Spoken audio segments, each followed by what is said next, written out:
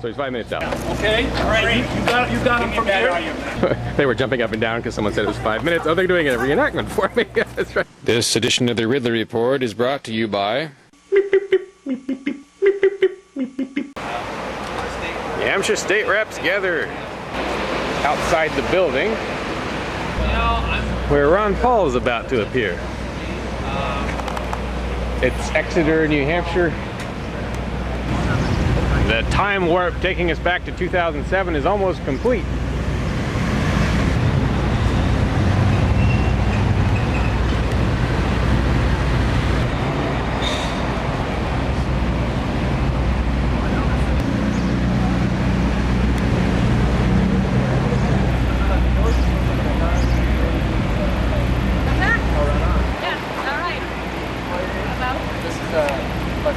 Plenty of faces we haven't seen in a while. That's Kate Rick exiting the stage there.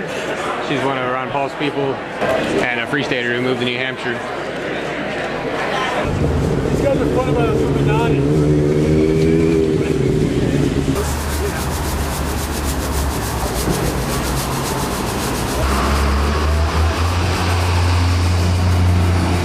Smoothness, so that your town never has Back to Reps Alley now. $40,000 with a bond.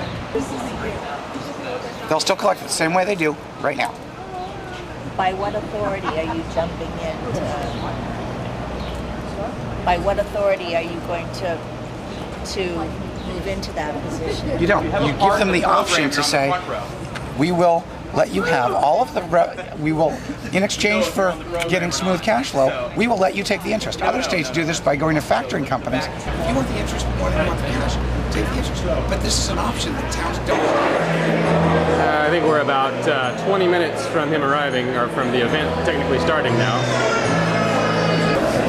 Just don't get the strawberry on your clothes or your parents are going to kill you.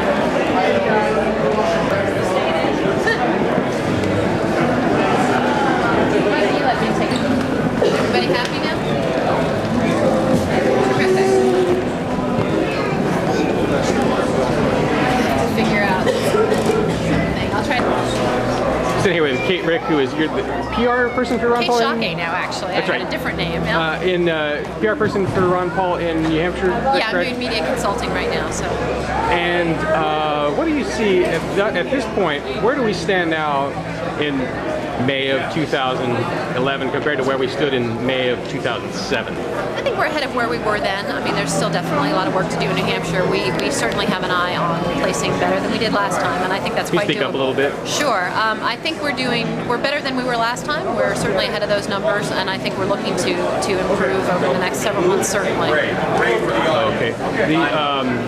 What's happening this year that didn't happen in 2007? Well, I think in a lot of ways the news has really conspired to bring Ron Paul front and center and his issues. I think particularly the economy, that's what I'd like to see show up a whole lot. I think he has a lot of very educated, extremely intelligent things to say about unemployment, inflation, the things that are really driving economic problems in our country. The common allegation out there is that he has an upper limit. There's a point past which he cannot go up. Yeah. What's your reaction to that? I don't think that's the case. I think we're going to have to work. I think we need to talk to voters. But I think absolutely, you look now at the Wall Street Journal, you look at Forbes, Fortune, New York Times, you see headlines that relate directly to Ron Paul's key issues. So I think we've got some real potential there. All right. Thanks, Kate. Thank you. The vigil outside Ron Paul's expected entrance continues. 9:46 for 4 hours. Oh, so your watch is broken?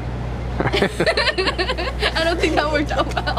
I can't be. So are you guys waiting to try and interview Ron Paul? You want to just get some video of him? Well, we're from the Exonian, our school newspaper, so we're attempting to get like 5 seconds of his time to ask a quick question.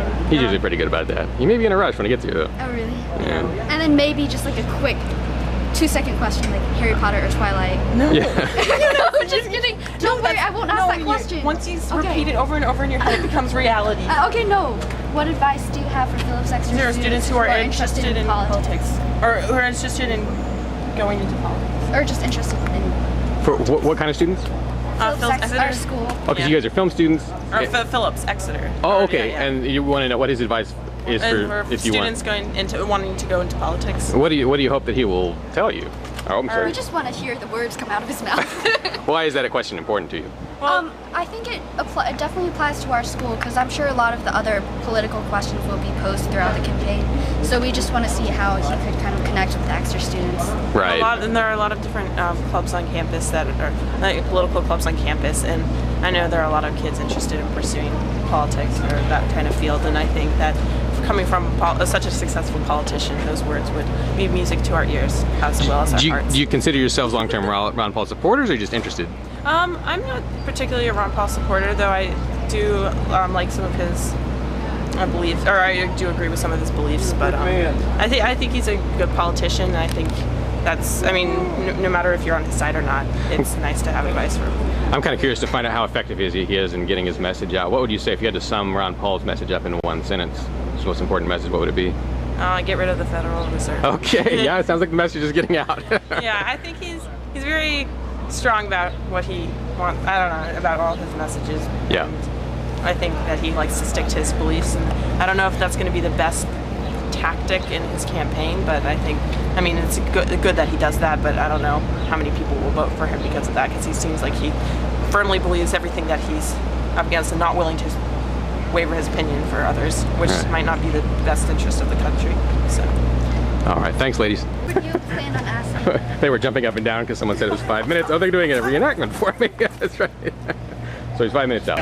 Okay, all right, you got him from here. It's started to... So he's inbound and the excitement's growing. Got it. Is he here? 3 minutes. 3 minutes? All right. Well, they did ask no questions.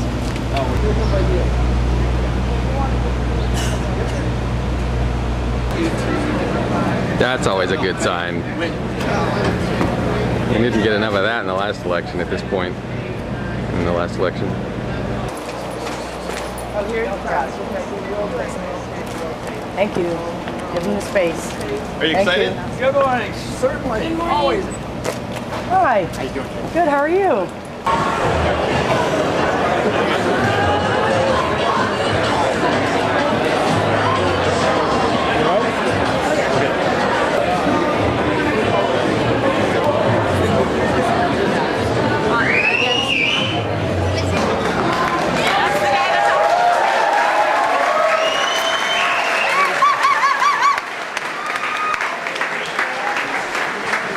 But just remember, we're also going to have to do some of the things. It's not just about being online and chatting with your friends and watching videos. There's going to be phone calls. There's going to be going door to door. There might even be something that makes you feel uncomfortable. But that's okay.